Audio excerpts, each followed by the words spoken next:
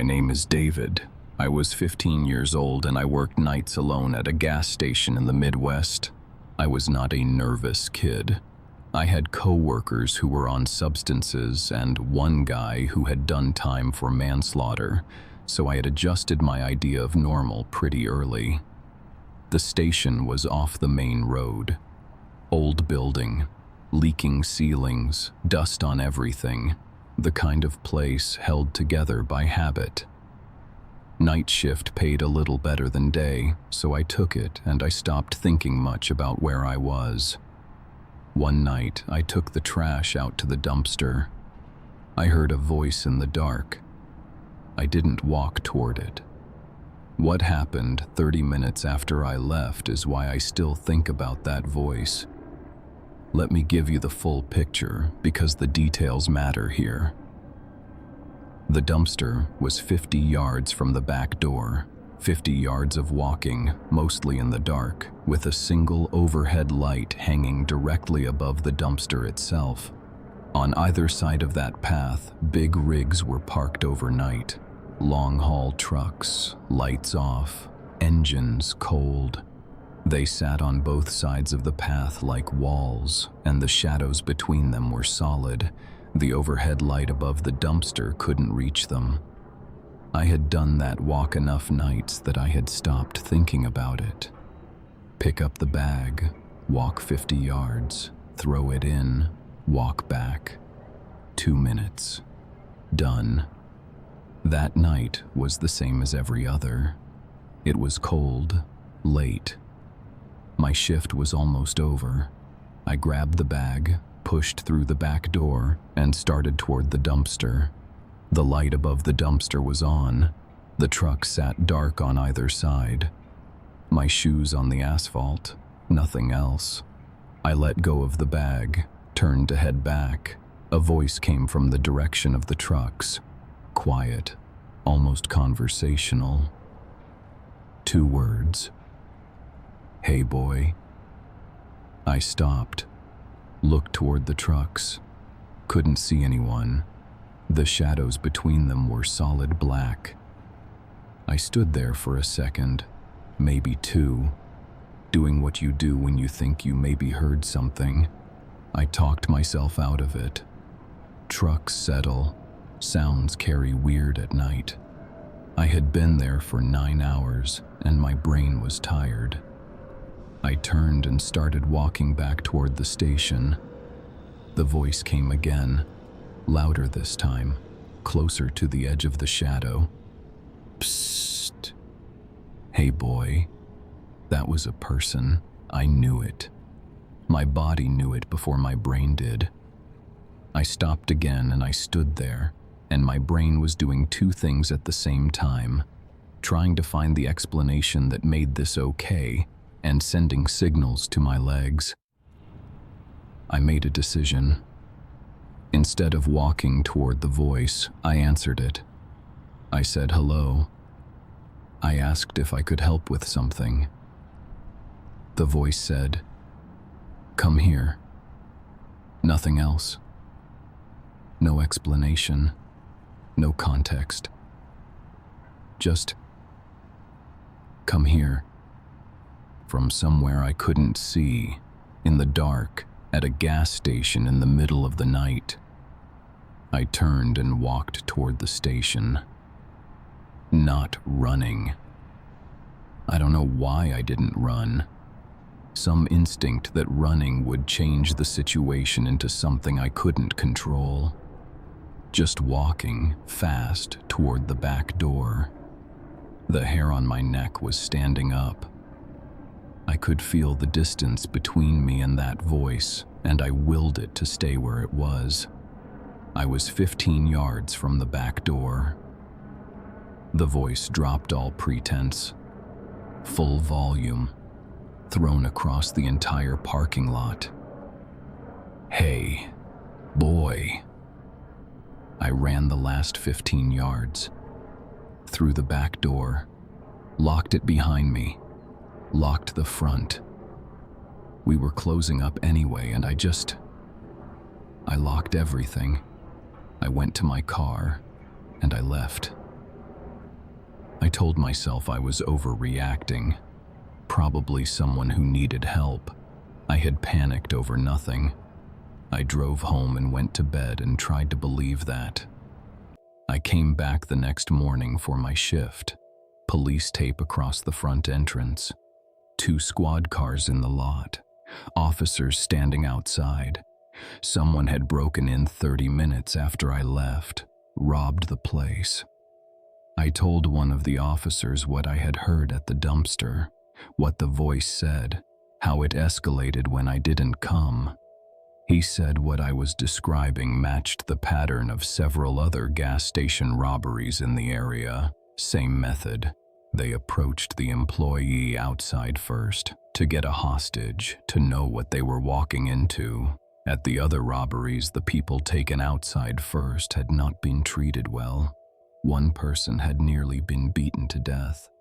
I stood in that parking lot processing that. I have thought about that voice for years, about how calm it was, how patient. This was not someone who had stumbled onto a gas station and made a decision. This was someone who knew exactly what they were doing and who had done it before, and who was standing in the dark between those trucks waiting for a 15-year-old kid to walk over to them. I think about the 30 seconds it took me to talk myself out of the first time I heard it. I think about how close I came to deciding it was nothing. What I can't answer is what would have happened in those 30 minutes, if I had still been inside when they came through the door, or what would have happened if I had walked toward the voice. The officer who told me about the other robberies. Before he walked away, he said one more thing. He said the method they used, approaching someone alone outside first, it only worked when the person came to them. He said most people did. That story still bothers me. But it's not the one I think about most. The next one. We went looking for someone in a locked room, but we couldn't find a single trace.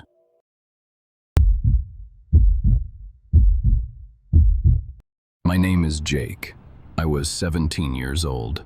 I worked the overnight shift alone at a gas station in a small town in West Texas. I was not someone who overthought things. Night shift, quiet store, mop the floors, start the burritos. That was the whole job. I had been doing it long enough that the silence stopped bothering me. 2 men came in at 2 a.m. and asked for directions. I almost didn't take the trash out that night. I think about that every single time I open a back door after dark. Some context.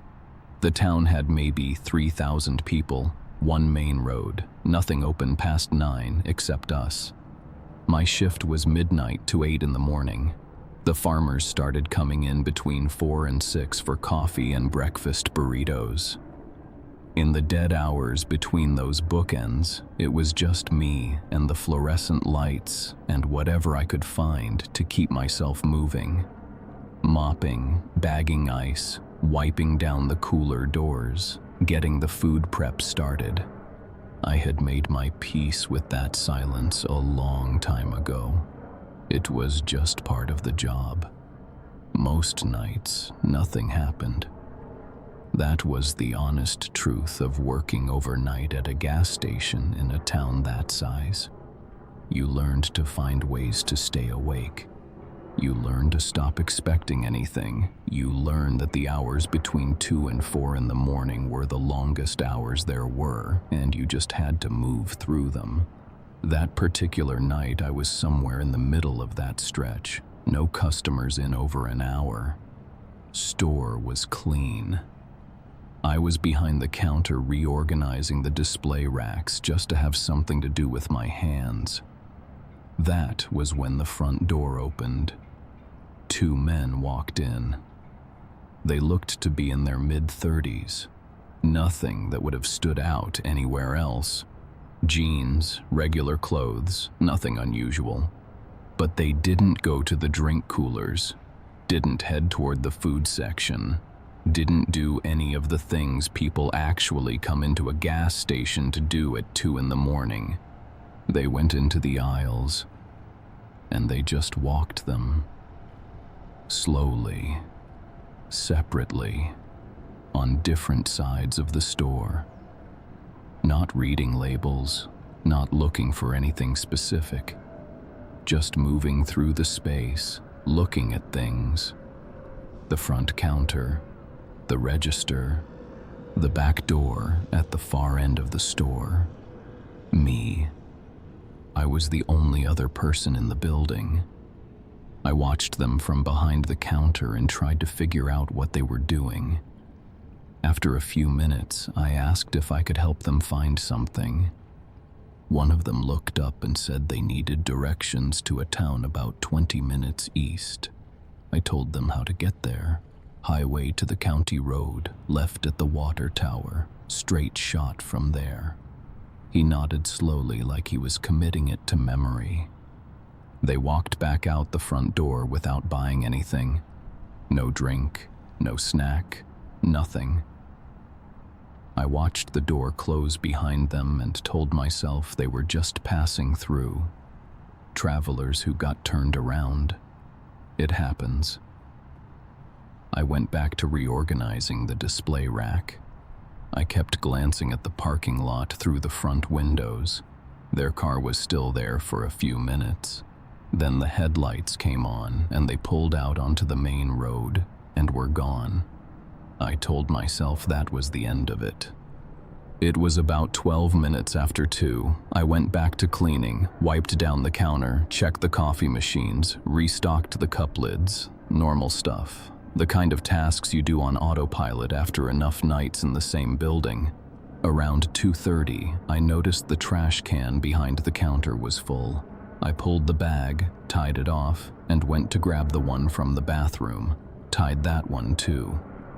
2 bags. Back door was at the far end of the store. The dumpster was in the alley directly behind the building. I had done it 100 times. I almost left it for the morning shift. Crossed my mind for a second. It wasn't overflowing. It could wait 6 hours. Whoever came in at 8 could deal with it. I actually stood there for a second thinking about it. Then I picked up both bags and headed for the back door. I pulled the metal bar off the latch, pushed the door open with my shoulder, and stepped out into the alley. Their car was parked directly outside, 20 feet from the back door, engine off, lights off, sitting in the alley in complete darkness. I registered what I was seeing for exactly 1 second. In that same second, the engine turned over, headlights came on, the car pulled forward down the alley and disappeared. I stood in the doorway holding both trash bags, and I did not move. The alley was empty now, just the dumpster and the dark and the sound of the engine fading out onto the side street. Gone in under 10 seconds from the moment I opened the door. I stood there long enough that the back door started to swing closed against my shoulder. I put my hand out and held it open. I was not going to let that door close behind me. I don't know how long I stood there. Long enough to understand what I was looking at. They had come inside first. They had walked the store. They had seen the layout, the counter, the register, the back door, the fact that it was just me in there. Then they had driven around to the alley and parked and turned off the engine and waited. 30 minutes. In the dark. Behind the building where a 17-year-old was working alone, with the engine off, and the second that door opened, they were already leaving. Think about what that means. The only thing that changes what happens next is whether I open that door or don't. They had a plan for when that door opened. The only variable they had not accounted for was that I would come out and immediately recognize their faces from inside the store. If I hadn't been the one to help them with directions, I wouldn't have recognized them. If there had been other customers at the counter, if I had been in the back when they walked in, if another employee had talked to them instead. I open that door and I don't connect them to the car sitting in the dark behind my building. I just see a parked car. I think about what would have happened if I had opened that door 30 seconds sooner, while they were still waiting, engine still off, still in the dark, not leaving yet. I went back inside. I put both trash bags down on the floor. I locked the back door and I did not go near it again for the rest of the shift. I stayed behind the counter. I watched the parking lot through the front windows until the sun started coming up and the first farmer pulled in at 4:47 a.m. for his coffee and burritos. I did not call anyone. I was 17 and I didn't know what I would even say. I finished my shift at 8, drove home, and sat in my car in the driveway for a while before going inside. I never told my manager, never filed a report. I don't have a good explanation for why. I think part of me just wanted to close the door on it and not look at it again. I have looked at it again. A lot of times over the years. The part that stays with me is not the moment I open the door. It's the 30 minutes before that. 30 minutes of them sitting in that alley while I was 40 feet away inside the store, not knowing, wiping down the counter, reorganizing the display racks, having no idea that outside the back door, 20 feet away, a car was sitting in the dark with the engine off and 2 men in it who had already been inside to look at the layout. 30 minutes of that alley being whatever it was going to be, and me in there completely unaware. The trash could have waited until morning. I almost left it. I stood there for a second and actually considered it, and then I picked up the bags and walked to the back door. I have thought a lot about that 1 second, about what was in that alley while I was deciding.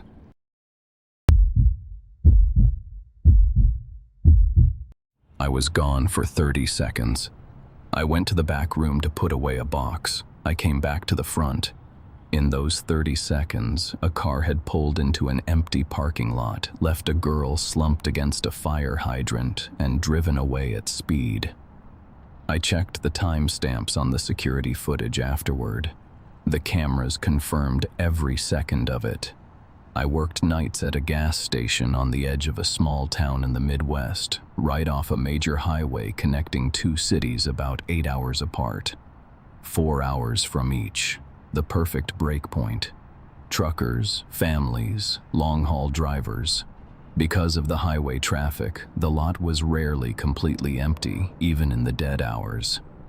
An empty lot at that time of night was something you would actually notice. It was a slow night. A delivery had come in earlier in the shift, and I was still working through putting the stock away. I stepped into the back room to put one last box on the shelf. 30 seconds. I know the exact number because I checked the timestamp afterward. I set the box down, turned around, walked back out to the front. There was a girl at the far end of the parking lot, slumped against a fire hydrant, head down, body at the wrong angle. Not someone who had chosen to stop there and rest. The lot was empty in every other direction. No cars pulling out, no headlights, no movement anywhere.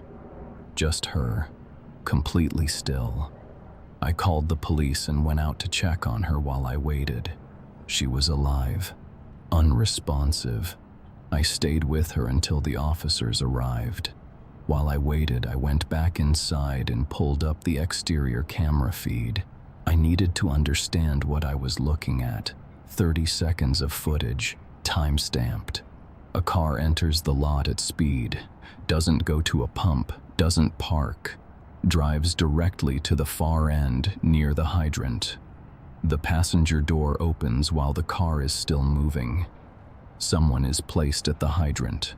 The car does not stop. It completes the arc and exits the lot. 15 seconds. In and out. By the time I walked back from the storage room, the car had been gone for nearly half a minute.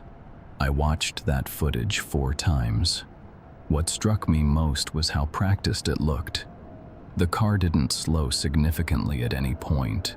No hesitation, no circling, no decision being made in the moment. Someone knew exactly where they were going and what they were going to do. And they did it in 15 seconds at a gas station on a highway in the middle of the night. Because there would be someone inside to find her. The police came and took her. I gave my statement, showed them the footage. They thanked me and left.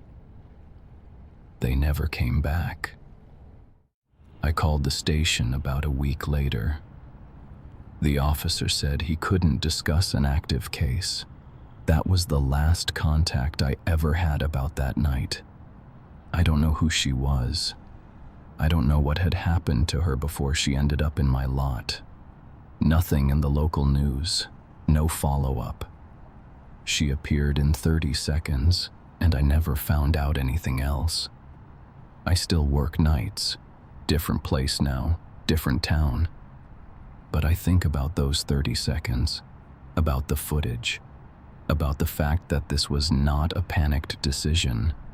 It was a route, a stop on something that had been done before, something organized enough that the timing had been worked out in advance.